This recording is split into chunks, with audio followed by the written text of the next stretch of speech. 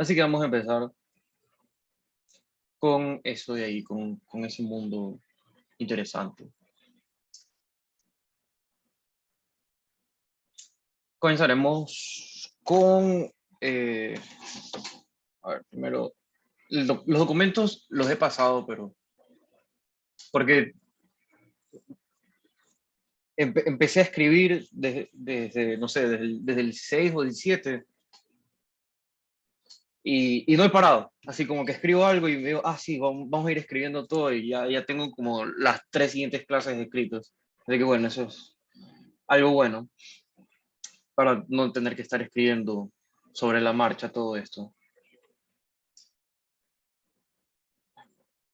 Revisar el micrófono, si está bien. Ok, entonces, lo que vamos a hacer, la idea, aunque parezcan disjuntas, o sea, si nos olvidamos todo lo que sabemos o que creemos que sabemos, las ideas que parecen disjuntas son, dado un par de vectores, o sea, digamos que tengo aquí un vector U, un vector B, queremos encontrar un vector perpendicular a ambos. Y como es perpendicular a ambos, va a ser perpendicular al plano que generan. Perdón. ¿Ok? Entonces, este vector va a ser perpendicular, entonces lo llamaremos W. Este W va a ser perpendicular a B, a V, y va a ser perpendicular a U. Y por la linealidad del producto interno, bueno, esto significa que B por W es igual a 0 y U por W es igual a 0. Y bueno, por la linealidad vamos a tener que alfa 1 U más alfa 2 V, producto punto con W es igual a 0, es decir que es perpendicular a todo el generado de ambos, ¿verdad? Entonces, esa es una pregunta que vamos a responder, la primera pregunta que vamos a responder. La segunda es, ahora, si tenemos dos vectores, digamos, V y U, yo puedo hacer la ley del paralelogramo, no sé qué, y toda esa cosa, ¿verdad? Bueno, aquí una copia de U, una copia de B, digamos la flechita de traslado. Y bueno, generan todo esto un paralelogramo, ¿verdad? Entonces, dado un paralelogramo, le podemos asignar vectores. Y la pregunta es, ¿cómo expresamos el área del paralelogramo con respecto a lo que conocemos? O al menos con las coordenadas, porque nosotros sabemos que las fórmulas del área siempre tienen ángulos y cosas así. Entonces sería bueno expresarlo solamente con las coordenadas, porque eso nos da una fórmula inmediata que es más fácil de calcular que en ponerse a encontrar el ángulo, que es una función trascendental, ¿no? Entonces, en fin. Entonces, esa es una pregunta y bueno, naturalmente si queremos encontrar áreas también podemos preguntarnos, bueno, ¿qué pasa si yo tengo un paralelepípedo? Algo así, V y W. Entonces, bueno, podemos hacer la cajita, el paralelepípedo de esta forma. Entonces, si queremos encontrar el volumen del paralelepípedo, bueno, ese es el área de la base por la altura. Bueno, para la altura van a aparecer otra vez senos y cosenos, o bueno, lo que sea que vaya a aparecer, seno, coseno. Y para el área de la base, bueno, el área de la base, digamos que si la sabemos de aquí, la podemos pasar para acá. Y bueno, sabemos el área de la base, y ahora solo calculando la altura, digamos esta es la altura, ¿verdad? Entonces multiplicamos área de la base por la altura y ya está. Y tendríamos el volumen del paralelepípedo. Bueno, parecen que son cosas disjuntas, que no estén relacionadas, el perpendicular con el área y el volumen, pero en un vector perpendicular al generado. Pero vamos a ver que sí están relacionadas. Muy, muy relacionadas. Y bueno, finalmente hablaremos algo de la orientación que nos va a regalar la idea del volumen, nos va a regalar la orientación de algo. Ok, así que entonces empezamos con el producto cruz. El producto cruz. Entonces, digamos que U es igual a U1, U2 y U3. Y que V es igual a V1, V2, V3. Y nosotros queremos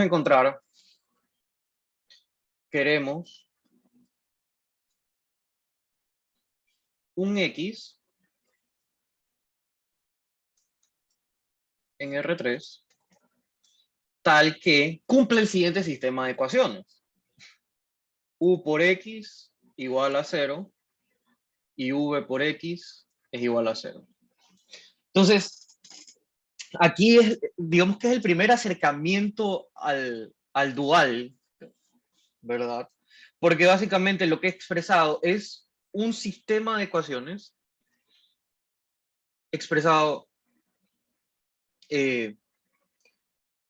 antes lo expresábamos por filas, ahora lo hemos expresado en columnas. Perdón, al revés, antes lo expresábamos por columnas, ¿verdad? Decíamos el sistema, no, pues tengo U1, B1, X1, más X2, U2, B2, más X3, U3, B3, es igual, en este caso al 0, 0. Antes lo expresábamos así, y ahora no lo hemos expresado de esta forma, lo hemos expresado por las filas. Entonces, digamos que este es nuestro primer acercamiento al dual. Bueno, y si se dan cuenta, este sistema yo lo puedo ver como 1x1 más, o mejor dicho, significa que 1x1 más U2x2 más U3x3 es igual a 0, y B1x1 más B2x2 más B3x3 es igual a 0. Y ahora, claramente, este sistema tiene solución. ¿Por qué? Uy, alguien escribió en el chat. Integramos. Linealmente independiente. ¿Quién? No, no necesariamente. No necesariamente son linealmente independientes. Pero Es homogéneo. perdón, Es homogéneo. es homogéneo, ¿verdad? El sistema está igualado a cero, o sea, está igualado a cero todo, entonces tiene solución. ¿Por qué? Porque al menos el cero es una solución, ¿verdad? Si yo hago x igual a 0, note que, perdón, x igual a 0 es una solución. Y este es el cero vector, ¿no? En R3. No es el cero escalar. Es una solución, pero vamos a ponerle aburrida. Es una solución aburrida. Entonces, quizás más adelante, o bueno, vamos a hablar de cuántas soluciones tiene o si tiene infinitas soluciones. ¿Verdad? Esto tiene infinitas soluciones, ya vamos a ver por qué. Mentira. No, sí tiene infinitas soluciones. Bueno, en fin, entonces no hay algo que te dice, bueno, si tú tienes filas y si tienes más filas que columnas y todas esas cosas, ¿no? Si, alguna vez han de haber escuchado, si tienes más filas o si tienes menos filas que variables, un sistema no es, a ver, no, cuando tienes más filas que variables, se dice que es sobredeterminado el sistema, ¿verdad? Cuando tienes menos filas que variables, no se dice indeterminado, underdetermined. No sé cómo se diría en español.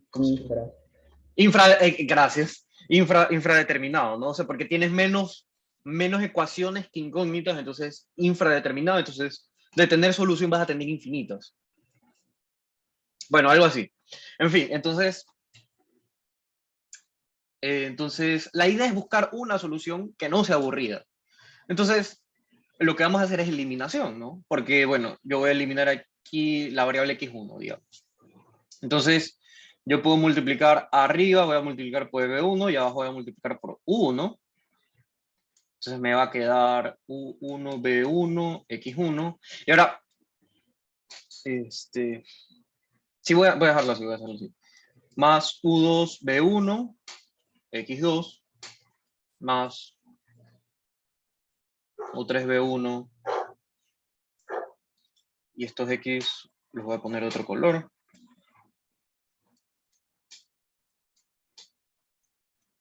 igual a 0.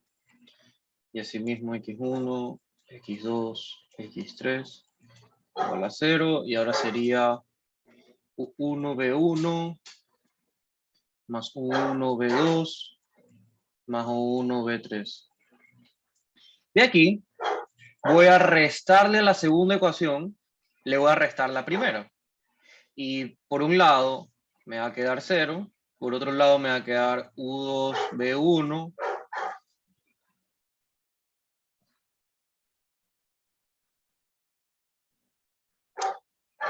No, vamos a hacerlo al revés. O sea, a la primera le voy a restar. A esto voy a restar. Voy a restar todo esto. Me queda u2b1 menos u1b2. No sé si escuchen eso, empezó a ladrar el perro del vecino, qué pena. Más u3b1 o al revés. ¿Cuál quiero restar yo?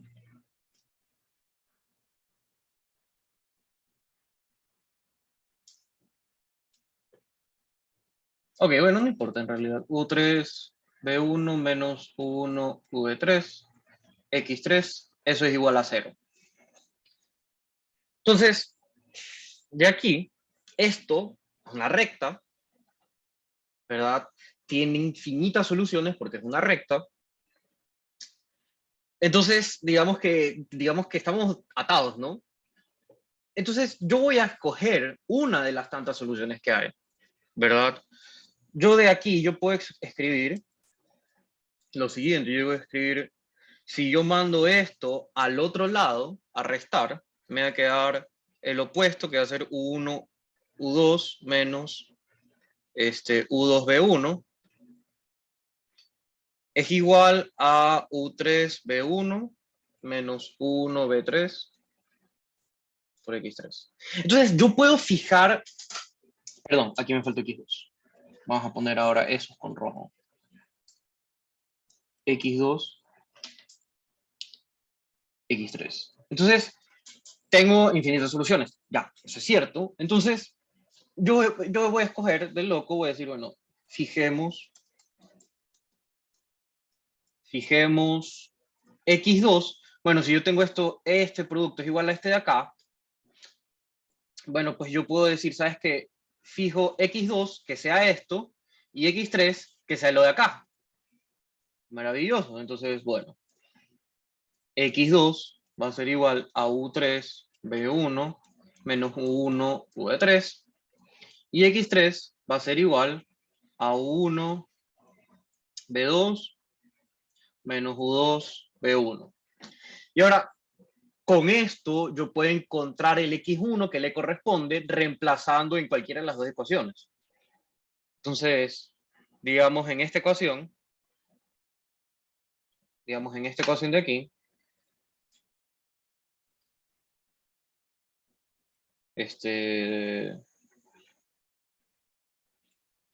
vamos a ponerle numeritos ya. Le voy a poner 1. De 1 tenemos esto de acá. Entonces, aquí vamos a tener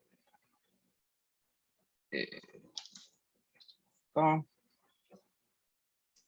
Esto implica que U1, X1 más U2, ahora reemplazamos. ¿Quién es X2? Pues X2 es U3B1 menos U1B3 más U3. Y ahora, ¿quién es X3? X3 es U1, U2, V2 menos U2, V1. Y aquí va a ocurrir un poquito de simplificación, y esto es igual a 0, y esto significa que U1X1, vamos a ver, tenemos U2, U3, B1. U2, U3, B1, con este de aquí se van a ir. Bueno, vamos a expresarlo todo, ¿por qué no? U2, U3, B1 menos U1, U3, perdón, U2, U2, U3, B1.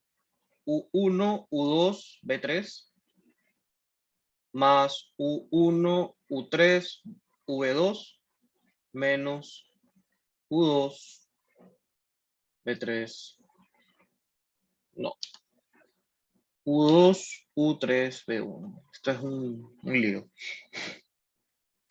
Bueno, ahora sí, U2, U3, U2, U3, B1. Se van. Y me queda entonces que U1, X1, mandando todo esto al otro lado a restar, me queda U1, U2, B3, menos U1, U3, B2. Ahora voy a factorizar este U1 de un lado, U3, B2. Ya, entonces, aquí que concluyo, lastimosamente no puedo dividir para 1, no puedo afirmar que puedo dividir para 1. De hecho, di unas dos semanas clases de cálculo y yo siempre les decía, bueno, ¿y aquí qué hacemos para simplificar la expresión? ¿No? O sea, ¿cómo continúo? ¿No? Me dicen, pues simplifico. Y les digo, ¿y podemos simplificar? Me dice, sí, ¿por qué no? Les digo, ¿podemos simplificar? Y quizás uno o dos sí decían, sí podemos simplificar porque no es cero. O sea, cuando tienes expresiones así, ¿no? X2, X más 2 sobre X menos 2. Entonces, claro, estás evaluando el límite cuando X tiende a 2 y tú dices, ya, simplifico. Sí puedo hacerlo, ¿por qué? Porque X menos 2 no es cero. Aquí yo no puedo simplificar con 1, porque puede ser que 1 sea 0. Entonces me queda 0 igual a 0, y no, eso es no puedo simplificar con 1. Bueno, pero lo que sí puedo hacer es decirle, bueno, ¿sabes qué? O U1 es igual a 0, bueno, o U1 es igual a 0, o X1 es igual a todo esto. Y la verdad, en cualquiera de los dos casos, si yo fijo X1 igual a lo de la derecha, a ese factor, entonces yo le puedo, igual va a ser verdadero. Igual va a ser cierta la expresión. Entonces, sin importar si es, de hecho, lo mismo puede pasar acá. Como yo arbitrariamente dije, no sabes que voy a fijar X2 igual a esto y X3 igual a esto. Entonces aquí yo también dije, sabes que voy a decir X1 es igual a esto. No me importa, voy a decir que X1 vale eso. Ahora, ¿por qué? Entonces, vamos a definir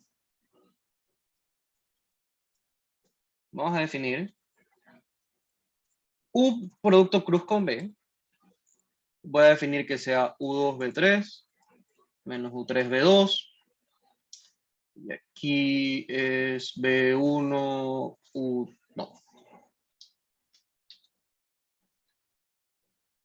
U3B1 menos B1, U2, ¿cómo? Aquí está. U1B3.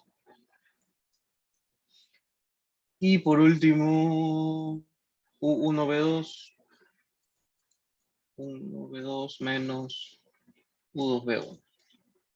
Entonces vamos a definir ese vector, este vector, el producto cruz de U con B, es igual a eso.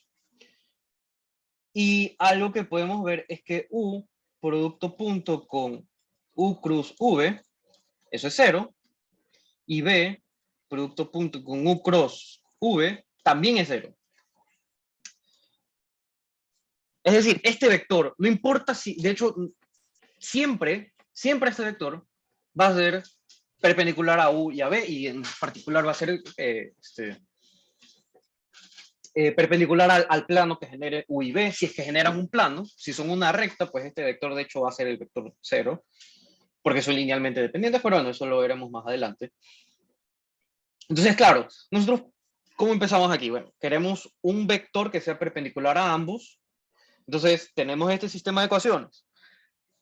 Este sistema de ecuaciones está infradeterminado. Entonces, de tener soluciones, bueno, tienen solución, tienen infinitas.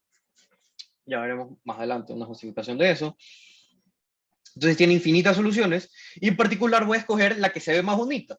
Porque de esta ecuación, bueno, pues tomo x2 igual a esto, x3 igual a esto, y ya está. ¿Ok? Y ahí despejamos x1 y vemos que x1 va a ser esto. Entonces definimos u cruz b igual a esta cosa de que está aquí. Y esto tiene algunas propiedades interesantes. Por eso nos enfrascamos en estudiar este vector y no cualquier otra solución del sistema. Y bueno, hay algunas propiedades del producto cruz que no las voy a probar porque son tediosas, pero son ciertas, así que o me creen o las hacen ustedes a mano. Es que si tenemos U, V y W en R3, tenemos que el producto cruz de U con B cruz W es igual al producto punto de U con B, V menos U punto B por W. Aquí este es el producto interno, esto me da un escalar, esto es un número real, y lo estoy multiplicando por un vector en R3. Y así mismo yo tengo aquí un número real, y ese número real me multiplico el vector de B. Entonces, lo que hay que revisar, básicamente, es que esto, bueno, no hay que revisarlo aún, pero es que esto es perpendicular a U y al producto de V con W, básicamente.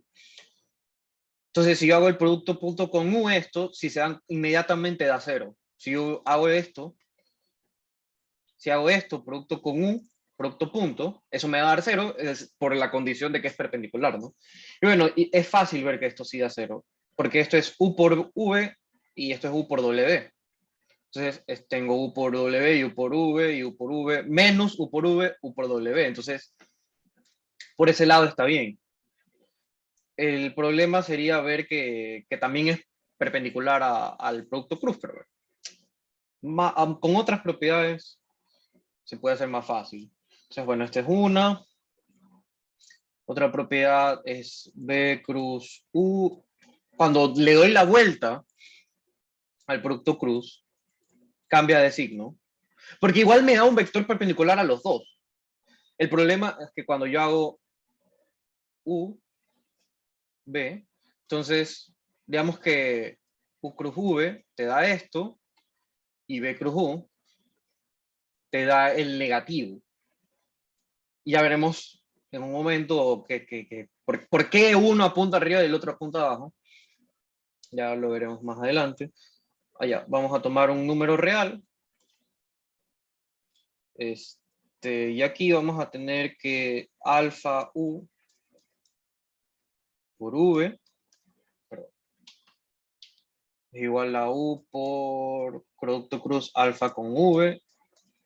Y esto es igual a alfa U cruz V.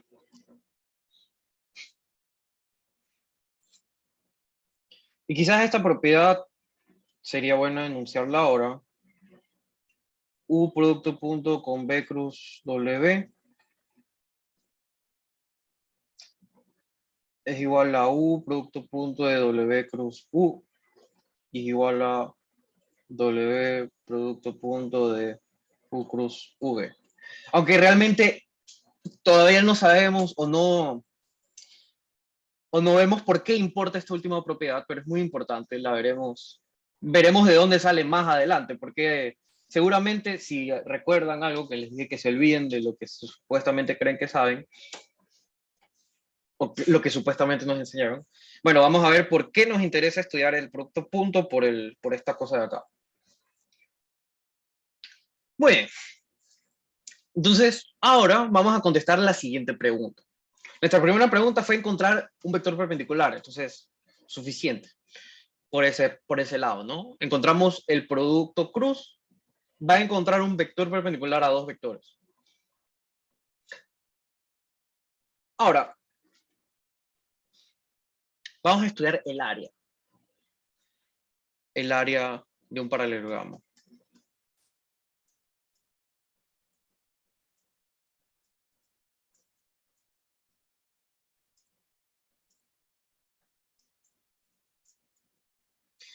Vamos a decirle, primero en R2, porque porque vamos a definir un concepto, ¿no? Un primer concepto. Entonces, cuando tenemos dos vectores en el plano, digamos U y V.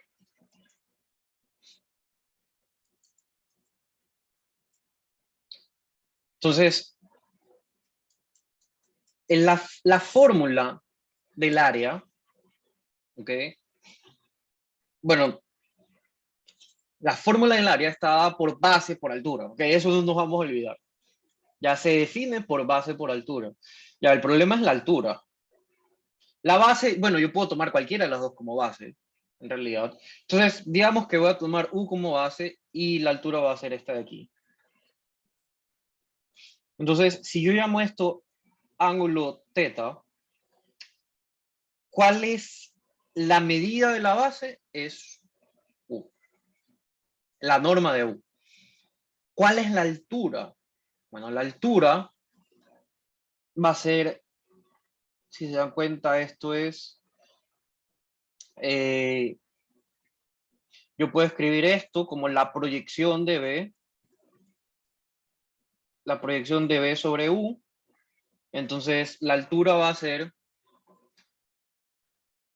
B menos la proyección sobre U de V. Pero bueno, básicamente, la norma de ese sujeto, si recordamos de la secundaria, es la componente vertical. En otras palabras, esto es, la altura va a ser la norma de B por el seno del ángulo entre los dos. Podemos de hecho, justificar un poquito eso. B menos la proyección. La proyección, recuerden que tiene una fórmula bonita, que es el producto punto sobre la norma de U. Ahora, si calculamos la norma de esa cosa, recuerden que, bueno, no calculen la norma, recuerden que U, el producto punto de U con V, encontramos una fórmula que es la norma de U por la norma de B, con el coseno del ángulo que los contiene, ¿no? Y aquí esto con este U se va y me queda B menos la norma de B, coseno del ángulo por U. Todo esto es un escalar, esto es un vector, no hay resta de vectores. Ya. Ahora, cuando calculamos la norma de este señor, nos va a quedar, o sea, como hay un coseno y aquí va a quedar algo al cuadrado, vamos a tener 1 menos coseno al cuadrado. Y recuerden que 1 menos el coseno al cuadrado es igual a seno al cuadrado. Entonces, al tomarle la raíz, nos va a quedar el seno del ángulo, básicamente. Bueno, en fin, entonces, a lo que voy es que el área de este sujeto es U por esta cosa por el seno del ángulo. Ahora, este es el área de U, V, igual a eso. Ahora, nosotros no sabemos calcular senos de ángulos. Nosotros sabemos acerca de cosenos. ¿Ok? Nosotros sabemos acerca de cosenos por lo que acabo de mencionar hace un momento, por el producto punto. Entonces, dense cuenta que al elevar al cuadrado del área, no le pongamos A, pongámosle área. Si yo elevo esto al cuadrado, me va a quedar la norma al cuadrado de U por la norma al cuadrado de B por el seno al cuadrado del ángulo. Y ahora, por lo mencionado anteriormente, esto es lo mismo que la norma de U al cuadrado por la norma de B al cuadrado, 1 menos coseno al cuadrado del ángulo.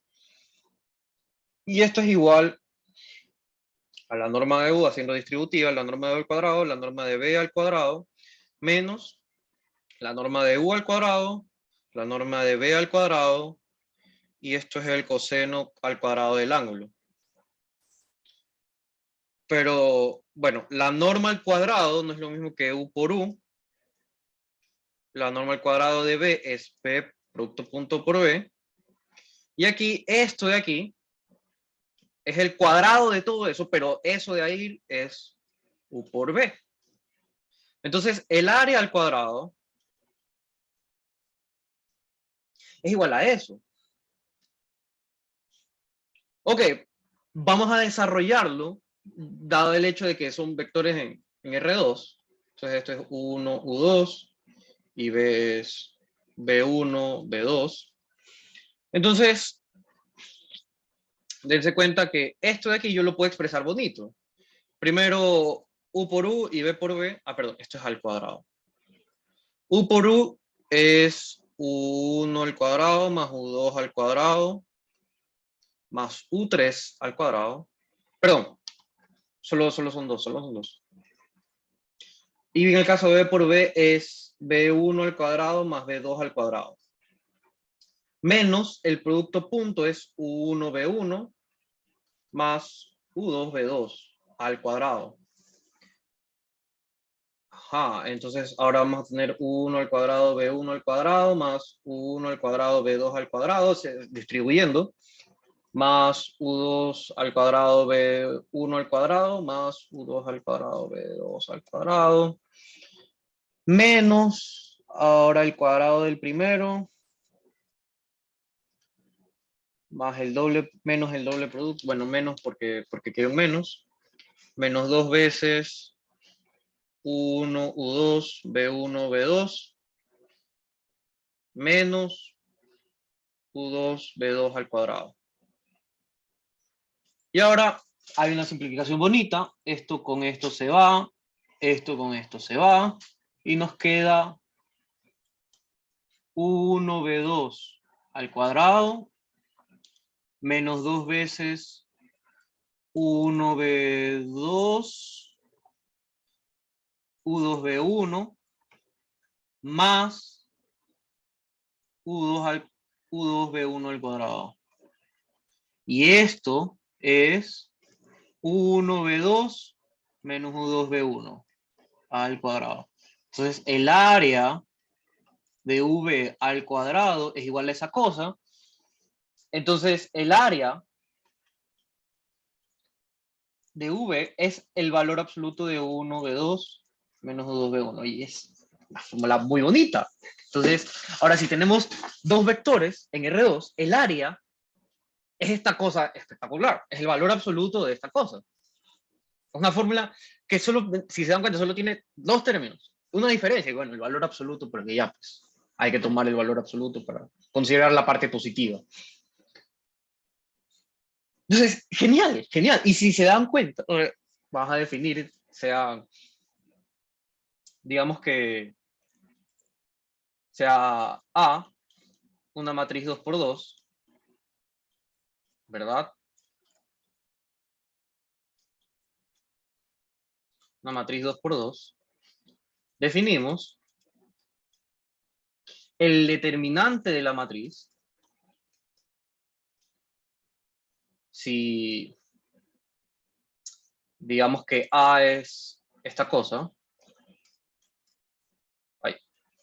A11, A12, A21, A22. Entonces vamos a definirlo como esto que está aquí. Esto así. A11 con A22 menos esto de aquí. A21, A12.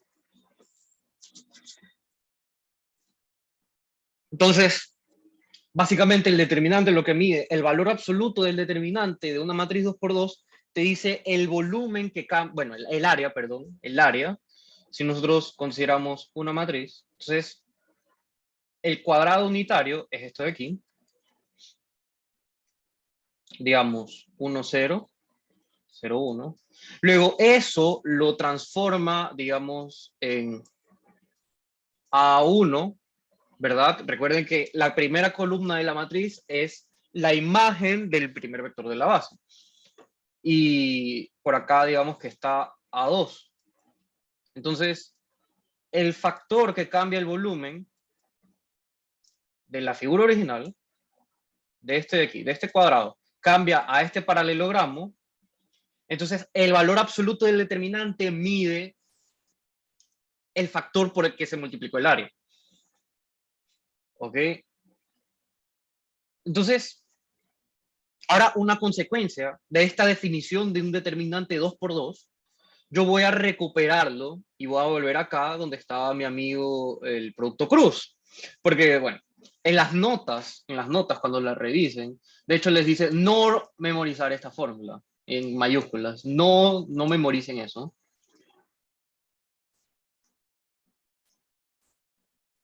No memorizar. ¿Ok? ¿Cuál es la forma, digamos, correcta de recordar el producto cruz? Entonces, digamos que, bueno, más que un lema es una consecuencia inmediata. Sean U y B, vectores en R3, digamos, U es igual a 1, U2, U3, y B es igual a B1, B2 y B3. Entonces, el producto cruz es igual, recuerden, E1, E2 y E3 son los vectores canónicos.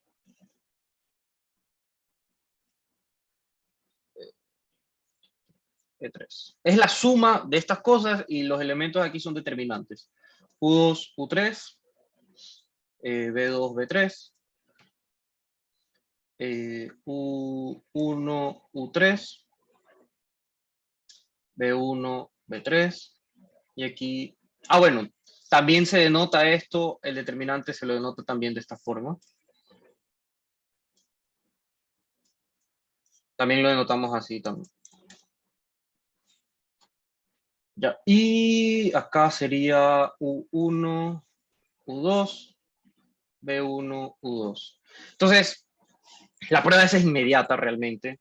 Pero esto, digamos que es la forma en la que yo me acuerdo cómo se hace el producto cruz. O sea, si yo tengo U1, U2, U3, producto cruz con B1, B2, B3, hay una forma para mí que es espantosa, que es un determinante de 3 por 3.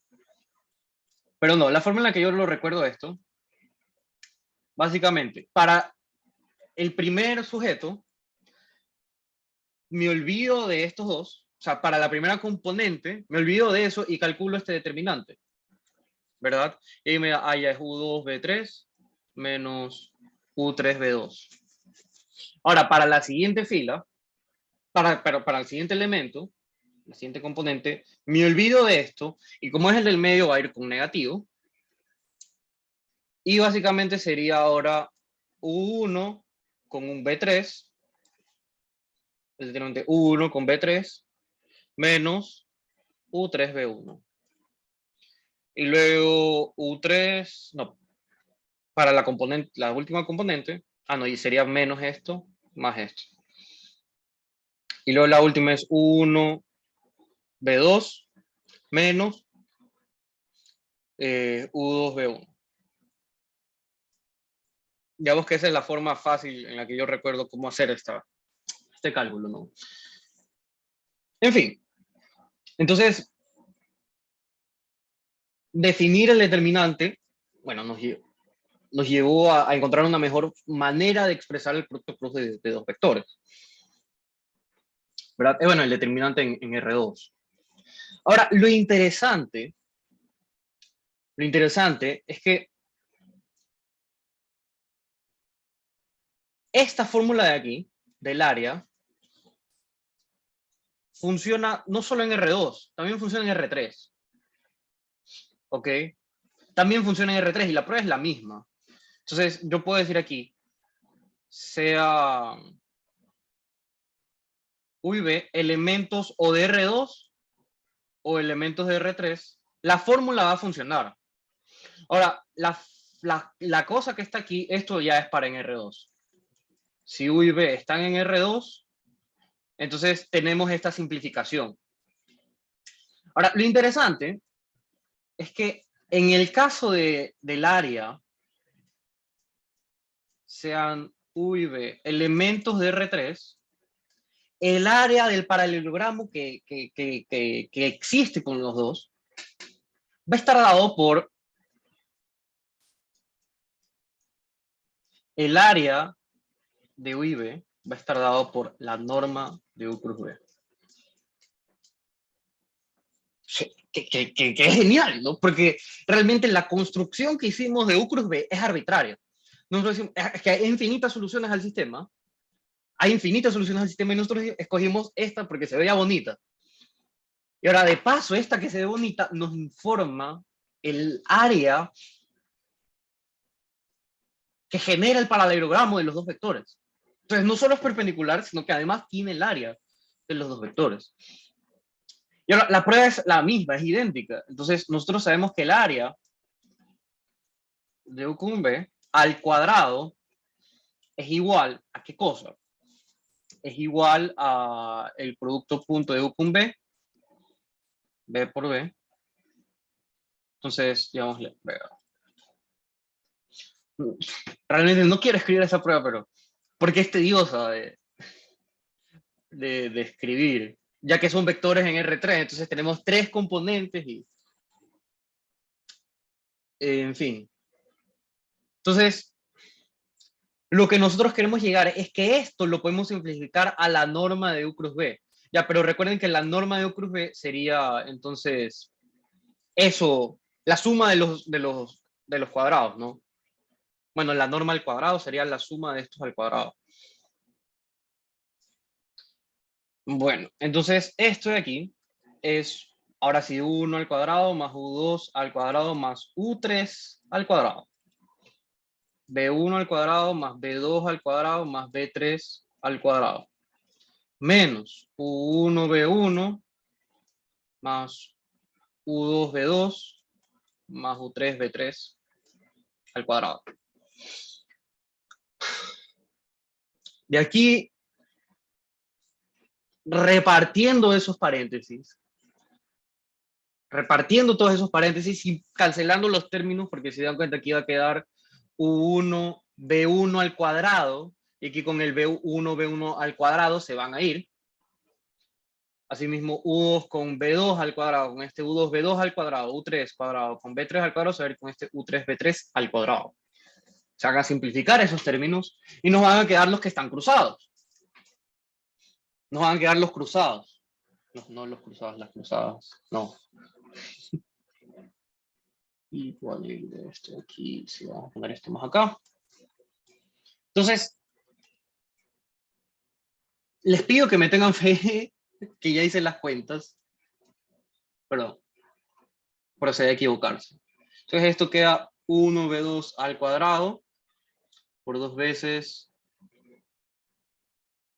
1 U2 B1 B2 más U2 B1 al cuadrado.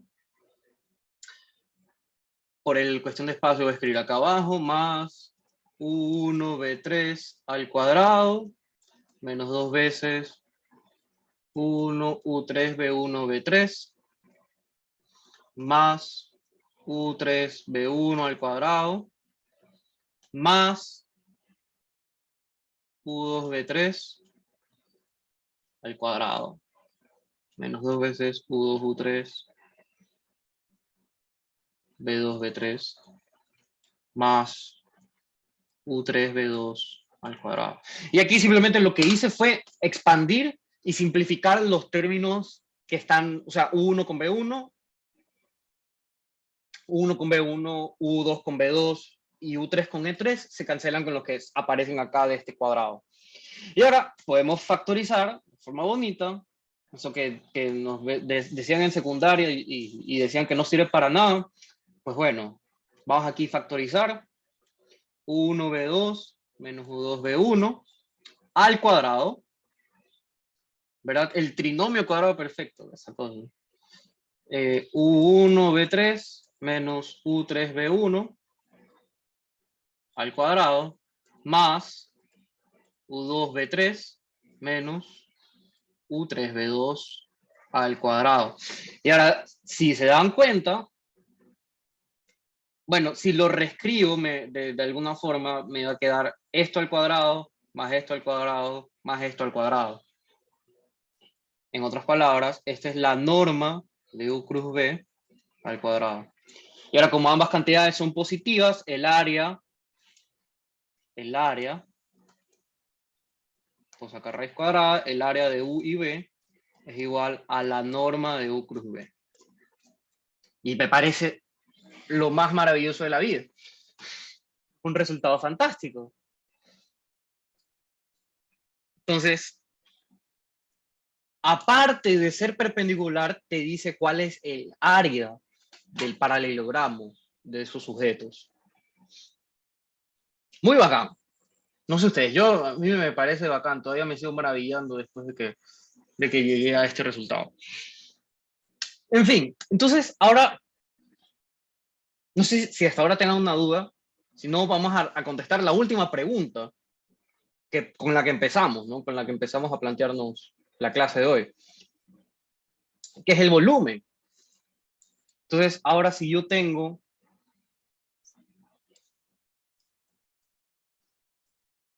el volumen en R3, yo puedo tener algo así.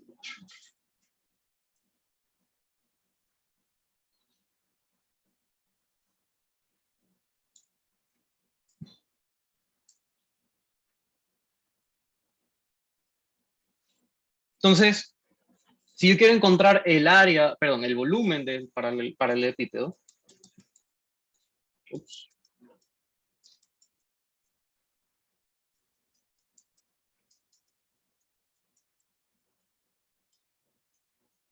quiero encontrar el volumen del paralelepípedo.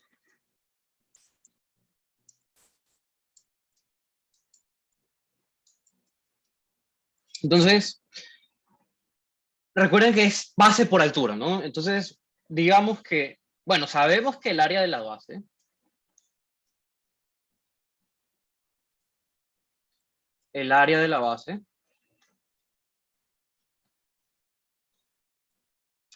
es la norma de B cruz W, ¿verdad? Ese es el área de la base, entonces tenemos que encontrar ahora la altura. Entonces, la altura, si yo trazo aquí la perpendicular, la altura es esto.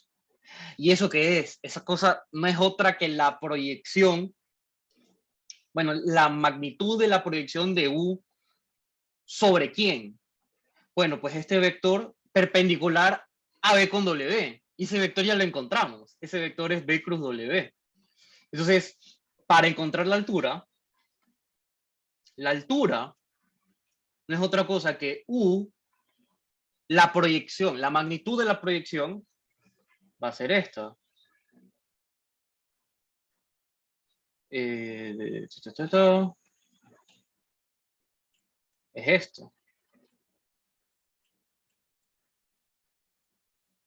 ¿Ok? Recuerden, esto simplemente es la proyección, la magnitud de la proyección de U sobre el vector perpendicular a la base. ¿Ok? Así que pues, multiplicamos las dos cosas. Entonces, el volumen dado por U, B y W es igual.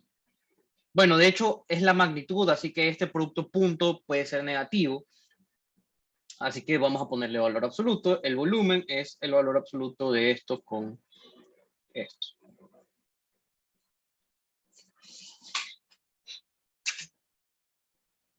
Ahora, recordando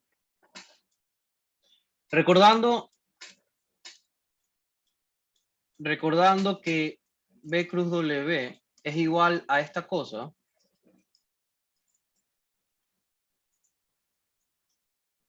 perdón.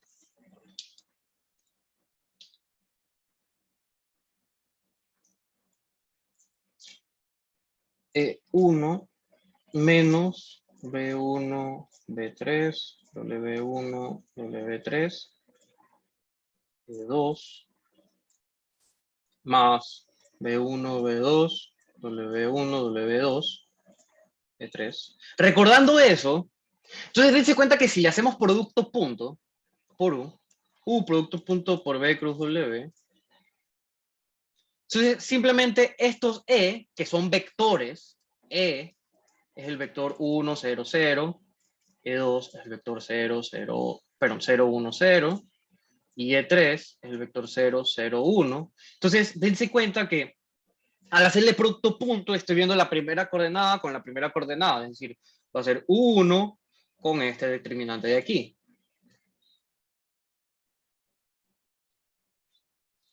Menos U2 con este determinante de acá.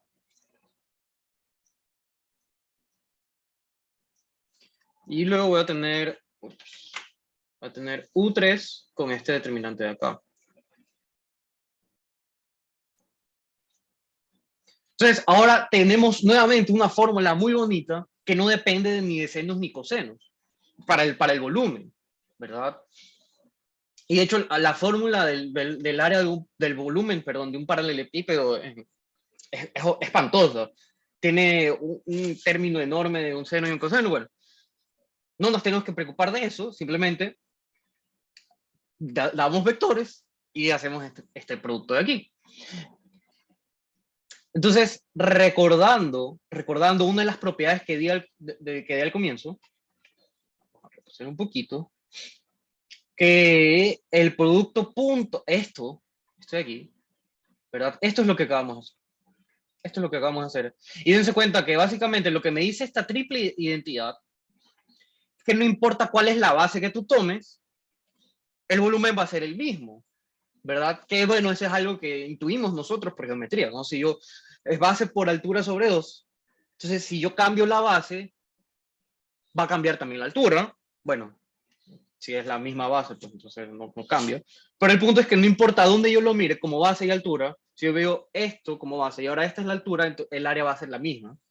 Asimismo es en el volumen, entonces yo puedo fijar cualquiera como base, cualquier paralelogramo como base, y el volumen tiene que ser el mismo. Eso es lo que dice esta triple identidad de acá.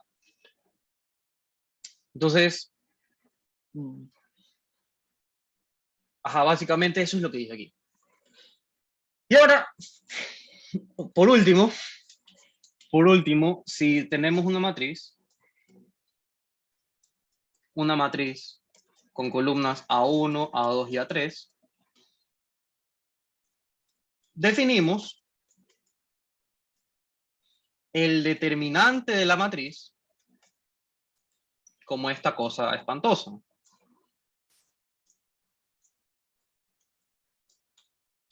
Entonces, el valor absoluto del determinante de una matriz de 3×3,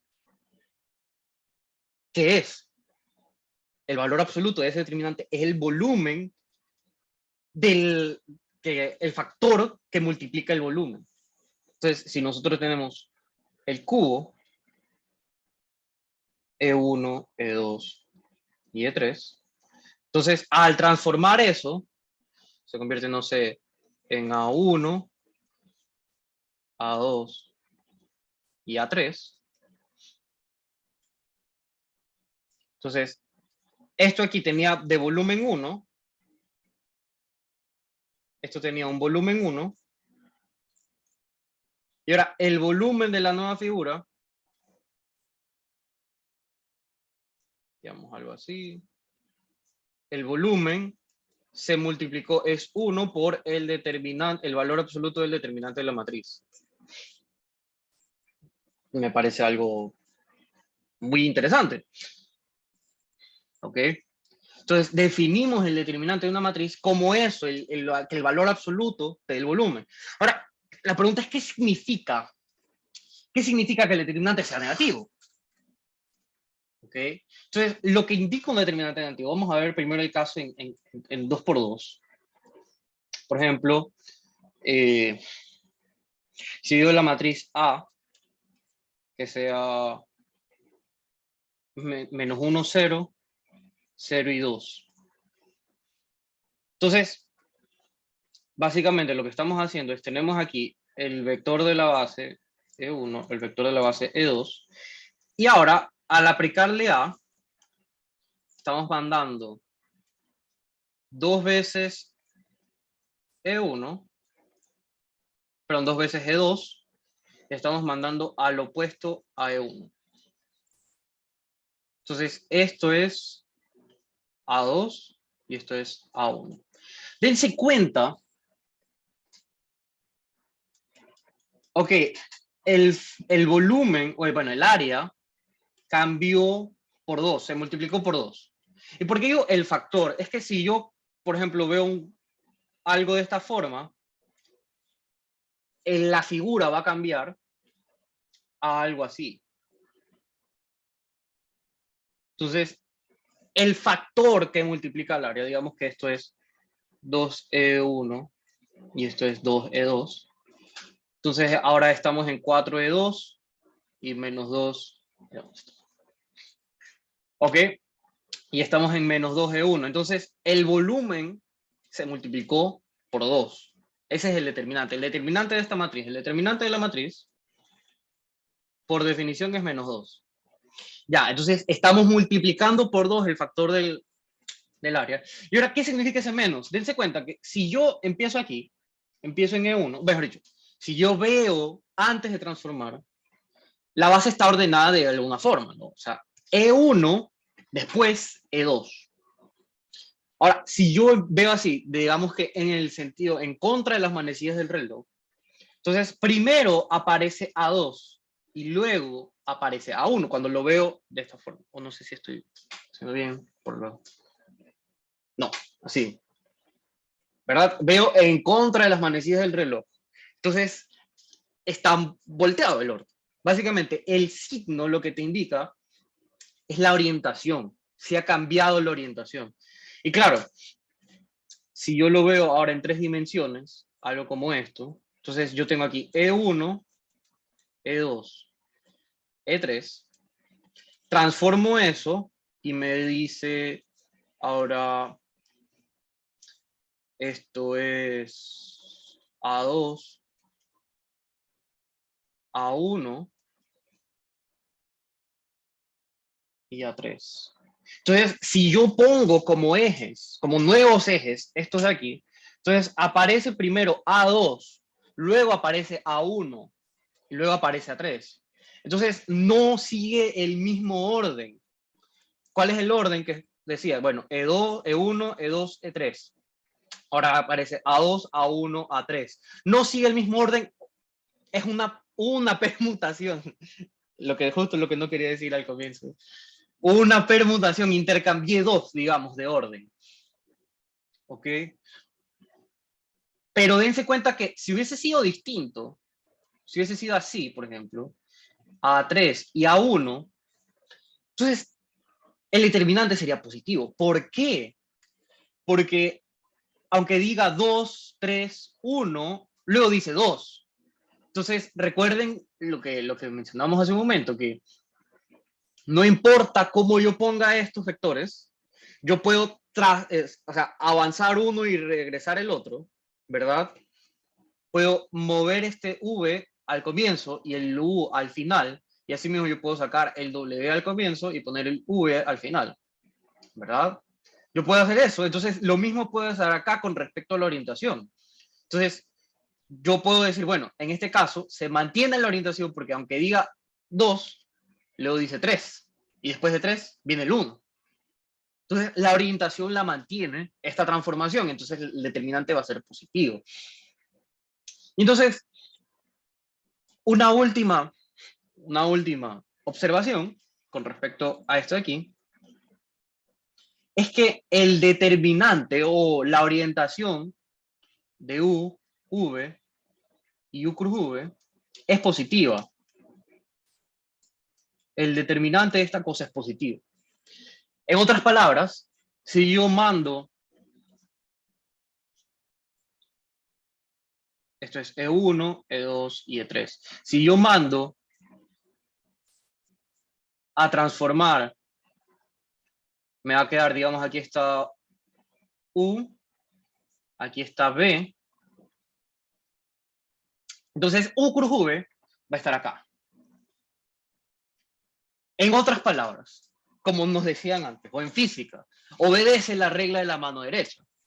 O recuerdo también el profesor francés que estaba en MIT, que está en el Open Courseware de cálculo de varias variables del MIT. Decía él que dependiendo de tu contexto, de tu país, de tu educación, le vas a decir otro nombre. En lugar de la regla de la mano derecha, como él era francés, decía, ya, es la regla del sacacorchos, porque bueno, son franceses y toman mucho vino. En fin. Entonces, básicamente, si tú giras en esta dirección, es lo de, pones la mano encima de U, cierras los dedos en dirección de V, entonces eso, tu pulgar va a apuntar hacia arriba. Entonces tu pulgar apunta hacia arriba. Básicamente, lo que dice esto es que el producto cruz obedece la regla de la mano derecha. ¿Ok? Y la prueba es inmediata, porque bueno, sabemos que esto, lo que tenemos que hacer es esto, básicamente. Tenemos que verificar que eso es positivo. Ahora, utilizando las reglas, o bueno, la ley, bueno, voy a hacerlo paso a paso.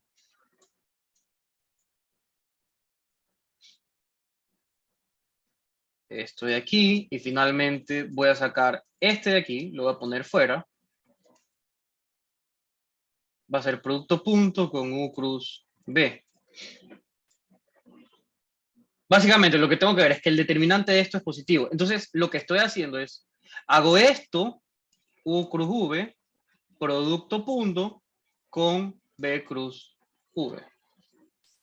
Pero el producto punto de U cruz V con U cruz V es la norma al cuadrado. Es la norma al cuadrado y eso siempre es positivo. Entonces, en otras palabras, el producto cruz obedece la regla de la mano derecha. La orientación es positiva. La orientación es positiva.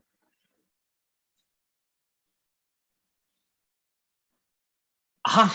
Entonces, claro, cuando nosotros hablamos, recuerden que B cruz U es igual a menos U cruz B, ¿verdad? Cuando yo cambio, le pone el menos, es decir, cambia la orientación.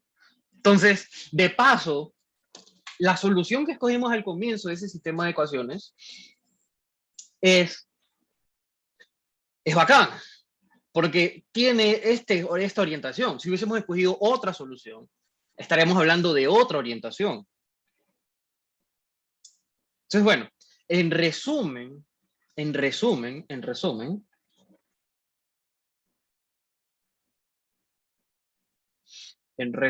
tenemos que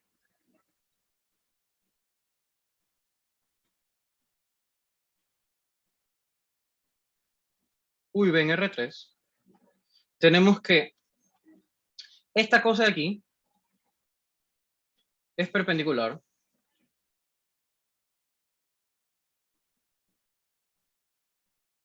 a U cruz, perdón, ¿qué estoy haciendo? Básicamente a U y B. Y el generado, obviamente. O sea, en otras palabras, si forman un plano, es perpendicular al plano. La norma de este sujeto es el área de U y B. Y finalmente, obedece la regla de la mano derecha. U sigue la orientación.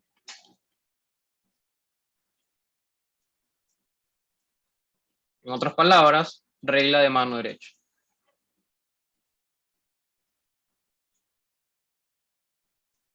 Sigue la regla de la mano derecha. Ajá. Y entonces, todas esas cosas que parecían magia acerca del producto cruz, bueno, las hemos probado hoy, las hemos verificado.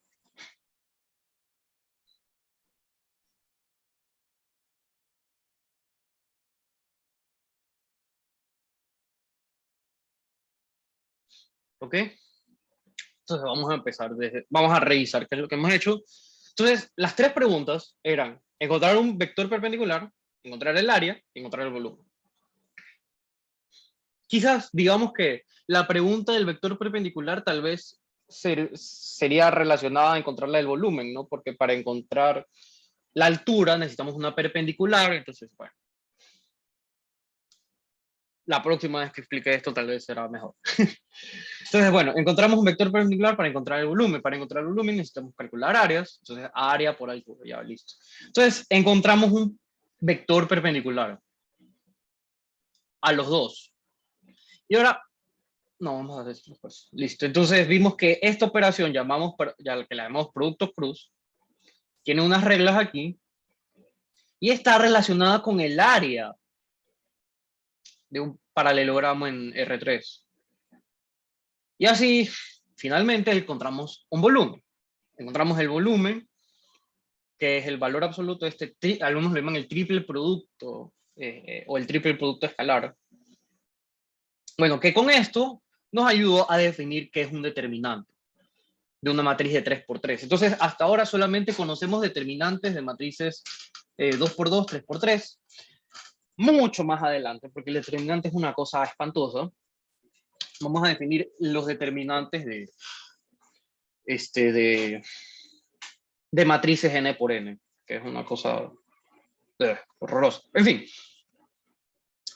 Y finalmente vimos que la orientación del espacio E1, E2, E3, así la orientación canónica, digamos, la mantiene el producto cruz. El producto cruz mantiene. Aparece U, B y U cruz B.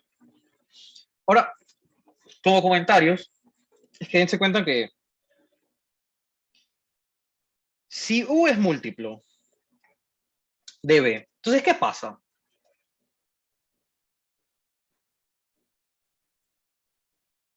Si U es múltiplo de B, ¿cuál es el área? O sea, si yo tengo aquí V, de que tengo lambda por B, ¿cuál es el área de esa figura?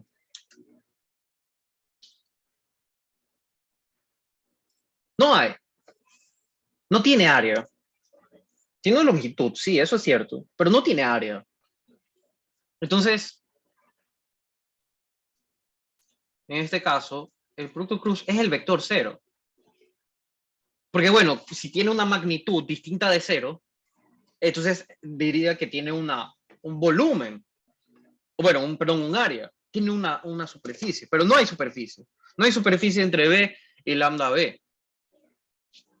Entonces, cuando el producto punto es cero,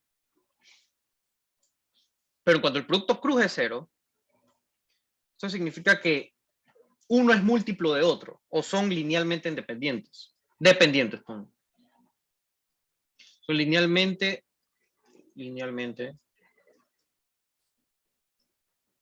dependientes.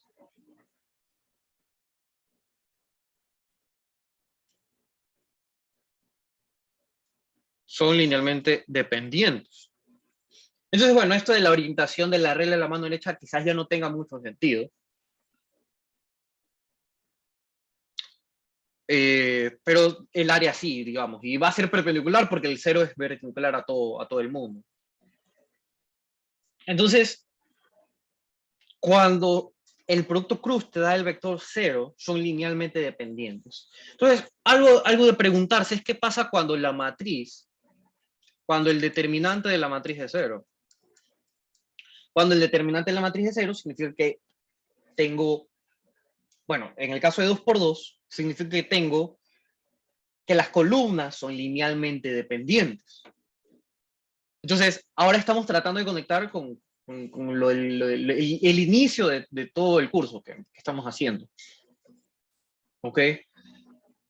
Que cuando el determinante es cero, tengo columnas linealmente dependientes. Y lo mismo pasa cuando tengo una matriz de 3×3. El determinante es cero si las columnas son linealmente dependientes. ¿Ok? De hecho, podemos ver, o sea, si la matriz es algo así, entonces el determinante es cero. Perdón.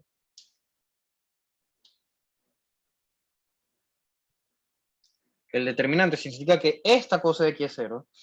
Significa que A1 es perpendicular al Ok, ¿cómo lo veo?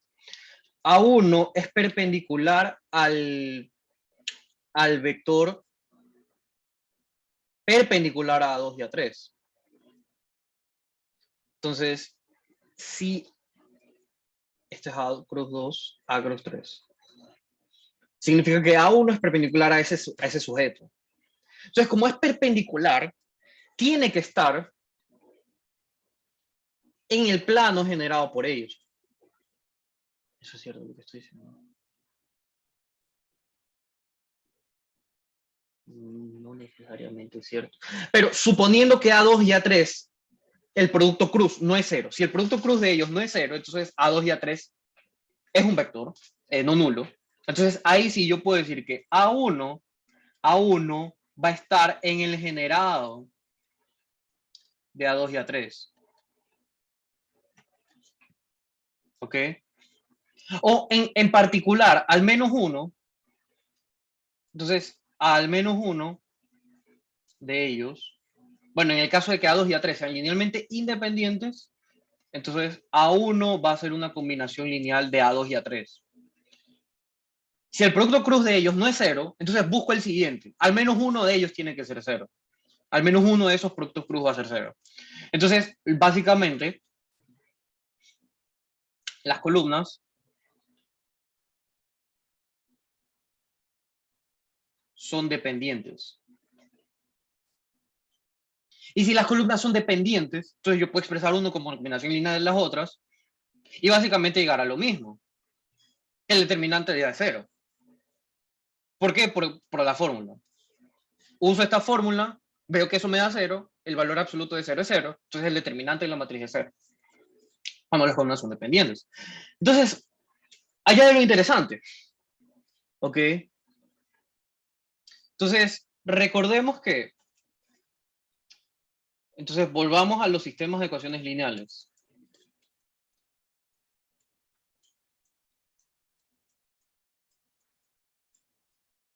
Ahora vamos a considerar AX igual a B. Esto es un sistema.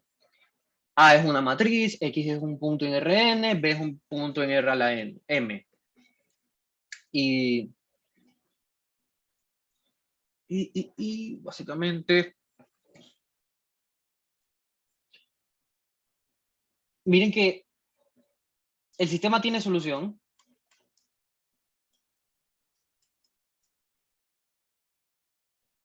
O un resultado que se menciona bastante, es que el sistema tiene solución única. Bueno, ahora digamos que A es una matriz, un sistema, vamos a hacer un sistema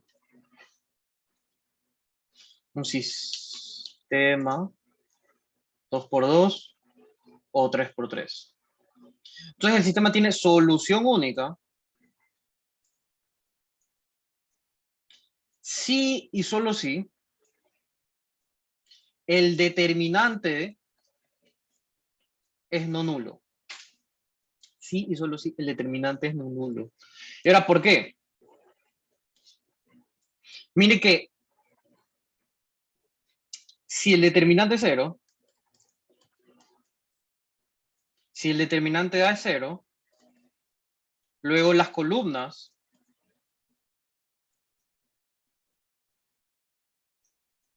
son dependientes.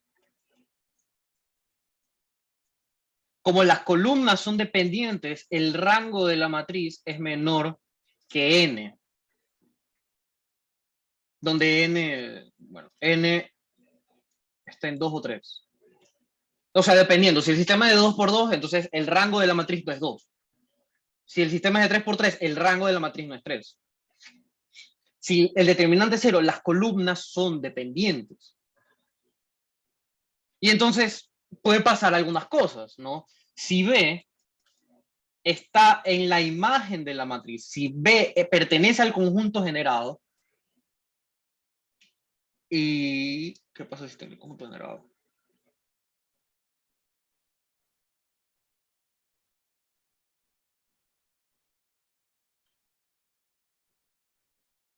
Ya, no. A ver. Básicamente, recuerden que n es igual a la nulidad de la matriz más el rango de la matriz. Y aquí básicamente lo que he dicho es que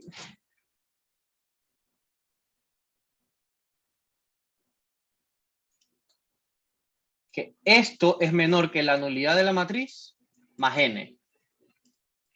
Es menor porque las columnas son dependientes. Entonces, la imagen es menor que n.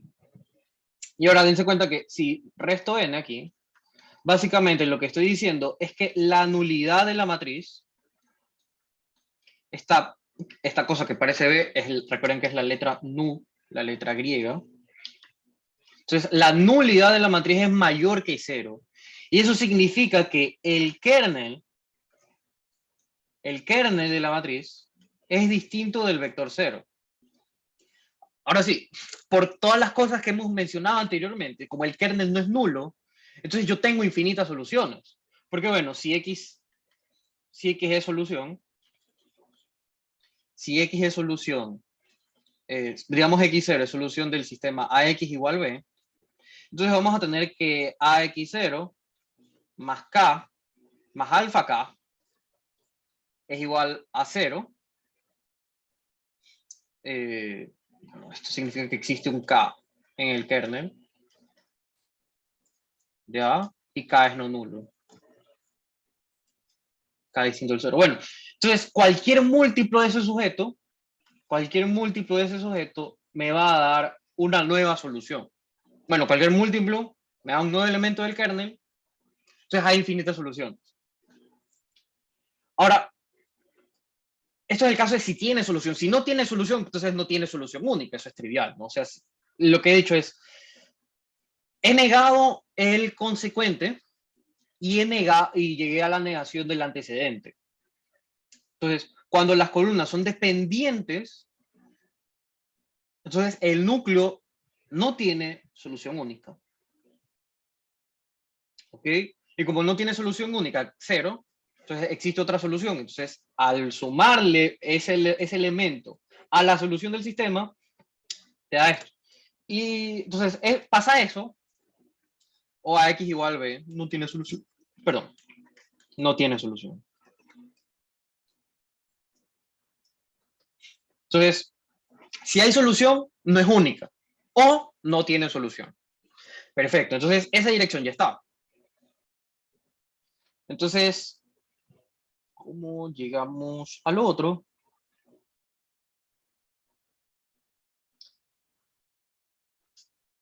Entonces, básicamente, lo que he probado, el contrarrecíproco, lo que me está diciendo es que si el sistema tiene solución única, el determinante no es 0.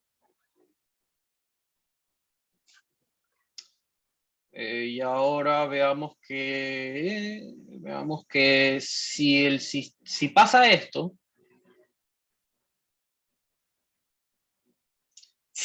ahora veamos que supongamos que no tiene solución única.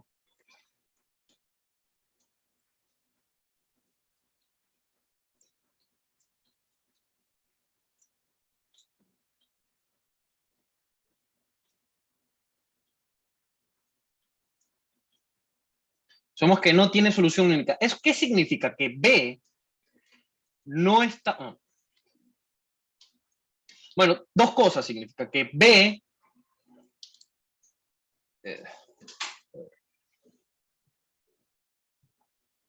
B...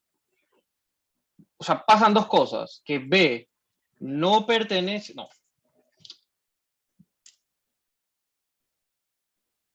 Bueno, o sea, lo que quiero decir es B puede... Si está en la imagen, no tiene una única manera de expresarse. O si no, bueno, o puede ser que B no esté en la imagen, o sea, que B no pueda tener solución. Entonces, digamos que sea B en Rn. Entonces pasan dos cosas. La imagen, perdón, B no está en la imagen de A.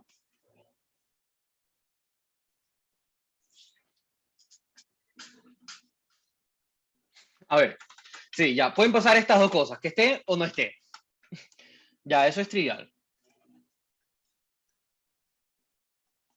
es trivial. Entonces, si está aquí y no tiene solución única, significa que existen dos maneras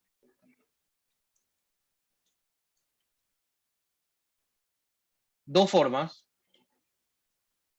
Bueno, existe más de una manera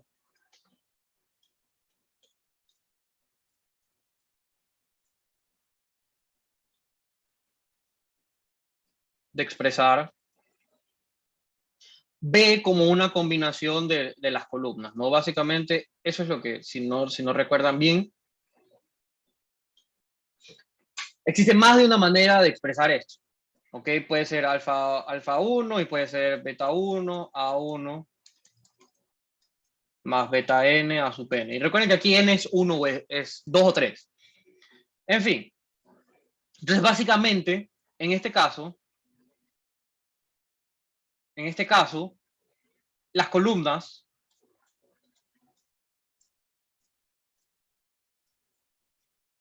son dependientes. Las columnas son dependientes, en este caso.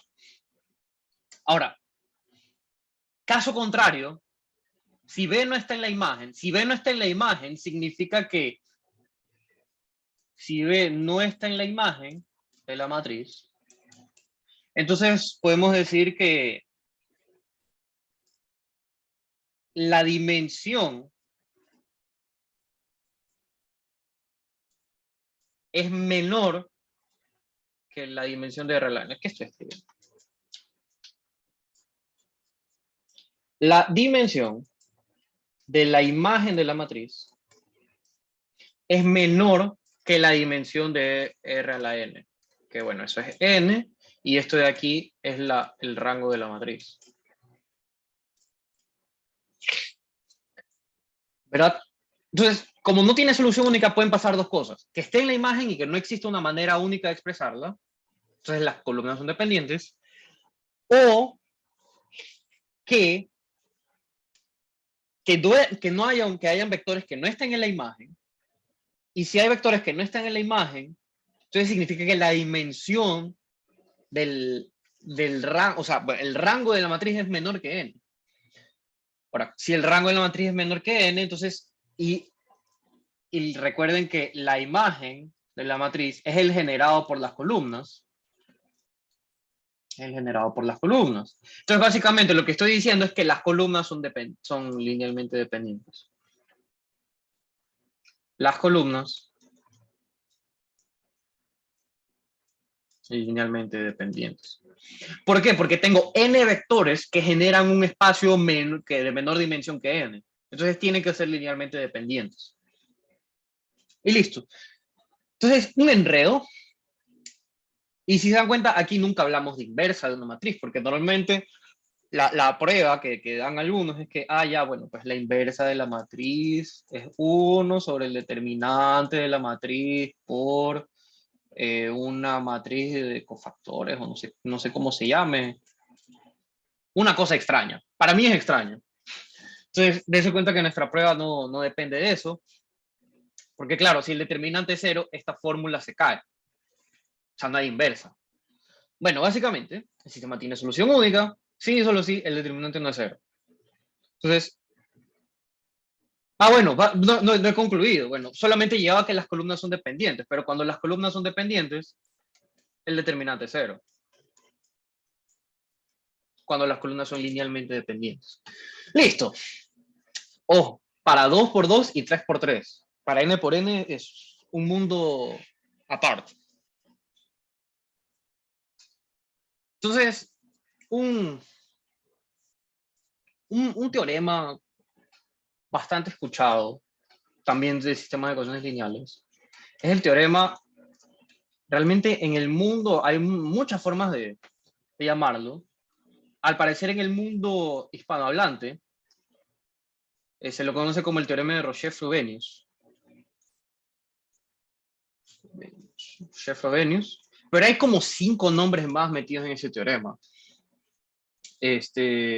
Capelli, Fontenay y Kronecker. ¿Ok? Antes de hablar de ese teorema, vamos a hablar de qué es la matriz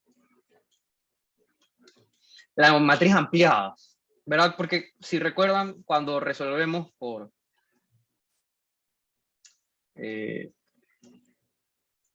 qué? Por eliminación, cuando resolvemos un sistema de ecuaciones por eliminación, nosotros lo que hacemos es escribir algo así, ¿verdad? Entonces, básicamente, se llama esta cosa la matriz ampliada.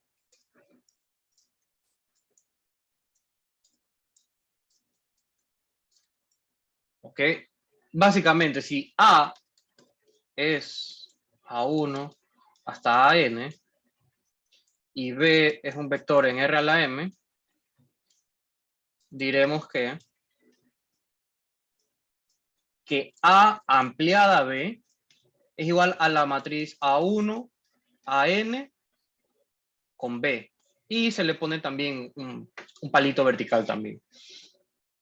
Recuerden, si no recuerdan bien, esto significa las columnas, ¿no? A1, A2 hasta N son las columnas de la matriz. Entonces, esto es otra matriz cuyas columnas son A1, A2 hasta A sub N y B. Entonces, esa es la matriz ampliada. Entonces, básicamente, el teorema de Roche, Frobenius, Capelli, Fontenay y Kronecker, el teorema dice que es trivial. Para nosotros es trivial. Entonces, el sistema tiene solución. AX igual a B tiene solución. Tiene solución. Sí y solo sí. El rango de la matriz es igual al rango de la matriz ampliada. Y ahora, ¿por qué?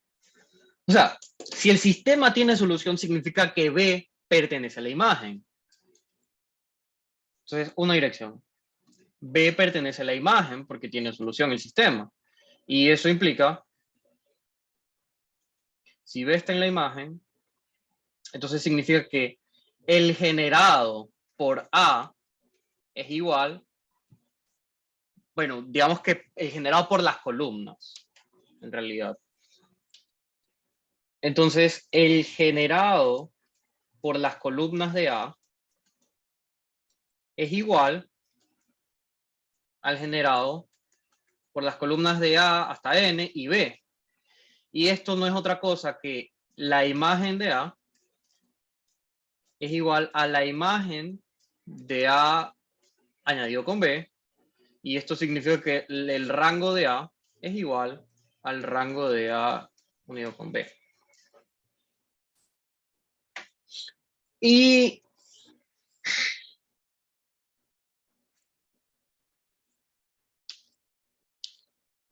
ajá, si el sistema tiene solución, entonces B está en la imagen. Si B está en la imagen, entonces el generado de esta cosa es igual al generado de esta otra cosa, pero significa que la imagen de A, porque la imagen es el generado por las columnas, es igual al generado por las columnas de la matriz ampliada.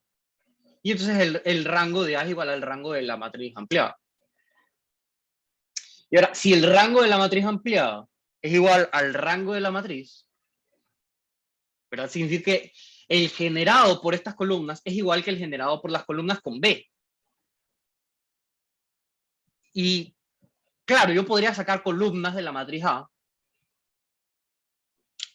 pero en realidad lo que estoy diciendo es que B pertenece a la imagen. Básicamente, B pertenece a la imagen. Si no, no tendría sentido. Bueno, vamos a ver. Si rango de A es igual al rango de la matriz ampliada, significa que el generado por A1 hasta AN es igual al generado de A1 hasta A sub N con B. Y ahora, lo que significa es que existe una forma de expresar B, porque B está aquí, B está aquí, ¿por qué? Porque B está aquí, ¿no? Porque B está aquí. B pertenece a esto. B pertenece a esto, entonces B pertenece al generado de las columnas. Y si pertenece al generado de las columnas, pertenece a la imagen de la matriz.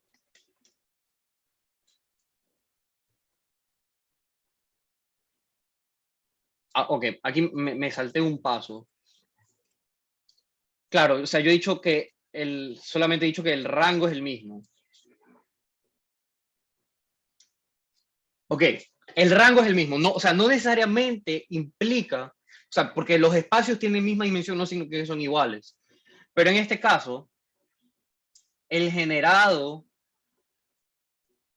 ahora sí, lo que voy a decir es que el generado está contenido aquí. Eso es cierto. Pero como tienen igual dimensión, entonces la otra contenencia también es igual. Porque la única forma de que un subespacio tenga la misma dimensión que el espacio es que sea el mismo espacio. Eso ya lo hemos conversado antes. Entonces ahí sí puedo decir, bueno, B está aquí, y si B está aquí, entonces B está acá, y B está en la imagen, y como B está en la imagen, entonces B pertenece a las soluciones, o sea, existe solución. Existe una solución.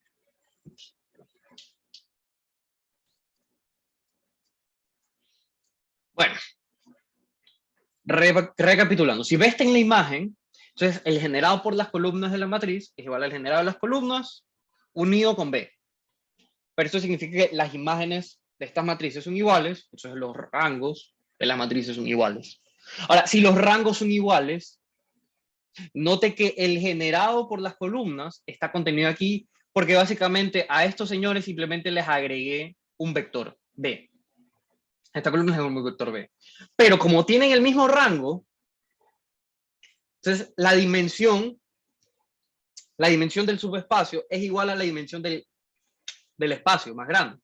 Es decir, si la dimensión de esto es igual a la dimensión de acá, entonces la otra continencia se da. Y así, si yo tomo, bueno, B está aquí, como B está en el generado de las columnas con B, entonces B también tiene que estar en el generado de las columnas. Como está en el generado de las columnas, está en la imagen, como está en la imagen, existe solución. Listo. Entonces, el teorema de Roche-Froben. Quizás las pruebas que existan en el mundo son mucho más complicadas porque el rango de la matriz la definen de otra forma, pero es equivalente. De hecho, esa manera de hablar del rango en la matriz la vamos a conversar en una próxima ocasión, cuando hablemos de dualidad. Que bueno, el rango de la matriz básicamente es el número de pivotes, o también lo puedes ver como el número de columnas linealmente dependientes, que eso es lo que hemos definido. El rango de la matriz es las columnas linealmente dependientes.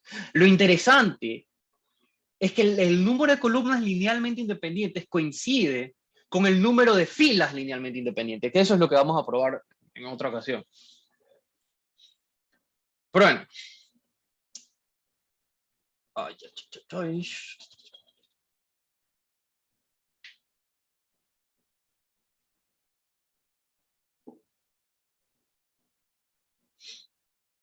Ok, y ahora como otro resultado así interesante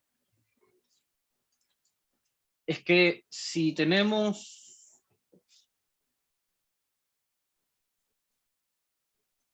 un sistema y quisiera una solución. Si tenemos un sistema y tenemos una solución, bueno, el sistema tiene solución única. Bueno, perdón. O sea, primero, este conjunto de aquí, si recuerdan, es el conjunto de soluciones. La dimensión de este sujeto es igual a n menos el rango de la matriz. Y así, el sistema tiene solución única.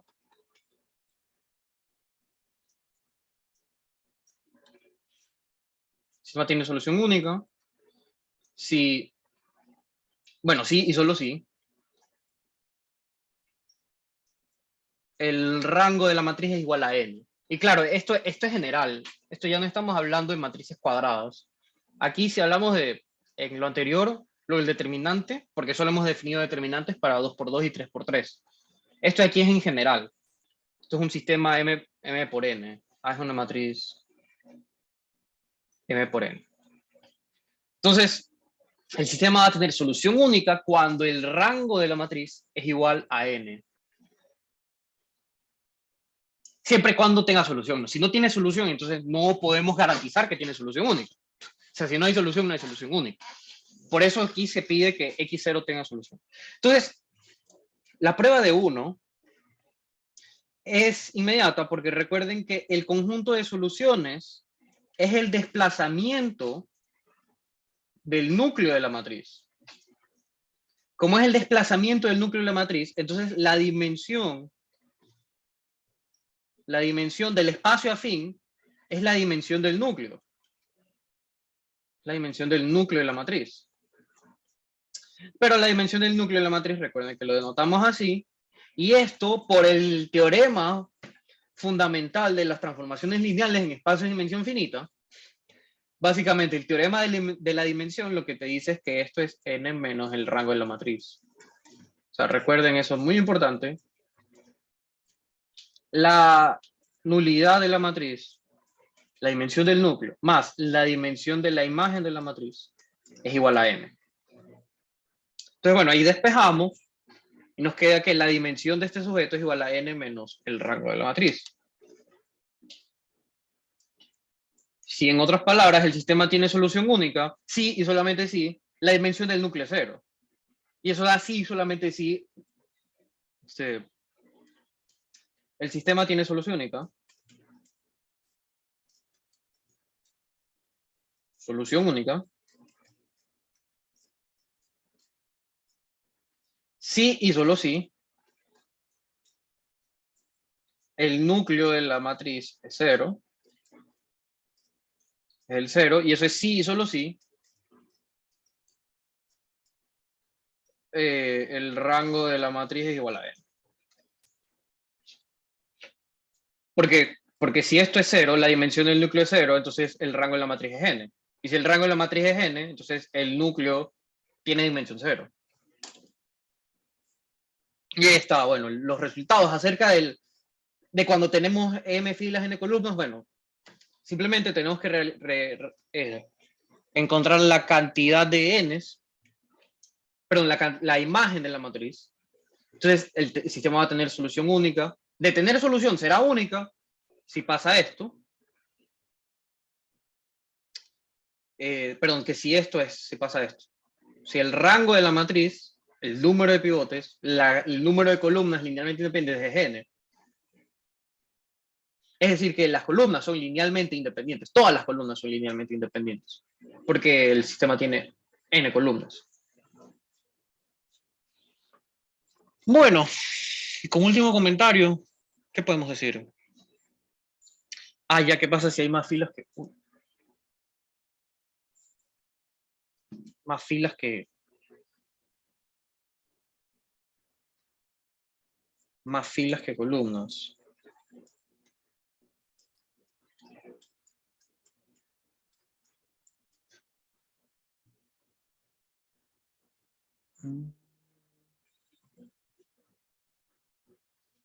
Si n es mayor que m. Si hay más columnas que filas. Si hay más columnas que filas.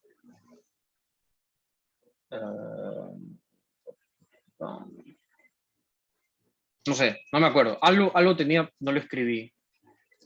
Lo contestaremos en otra ocasión. Entonces, ¿qué pasa cuando hay más filas que columnas? ¿Y qué pasa cuando hay más columnas que filas? Entonces, si es que hay o no hay solución, entonces algo se puede decir con el respecto al número de filas y columnas. O sea, con respecto al número de filas y columnas, si hay solución o no, entonces podemos decir si es única, si no, o si no hay soluciones. Pero ya no me acuerdo. Y no lo tengo en los apuntes. Y bueno, creo que hasta ahí nomás vamos a quedarnos hoy. Entonces,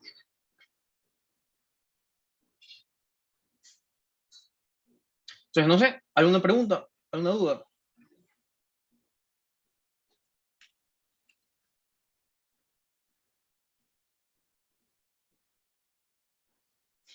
Todo claro. Pero, quizás lo último, tal vez fue un poquito rápido, pero no llegamos al dual, pero empezamos a acercarnos con respecto a ver este sistema de ecuaciones con filas. O sea, este sistema de ecuaciones lo vimos como el producto cruz, ¿no? Pero en el producto punto. D con B igual a 0, B con X igual a 0. Lo vimos como las filas. Entonces, esa es la clave de entrar al dual. También esto último que estaba comentando, que el número de filas linealmente independientes es el número de las columnas linealmente independientes también.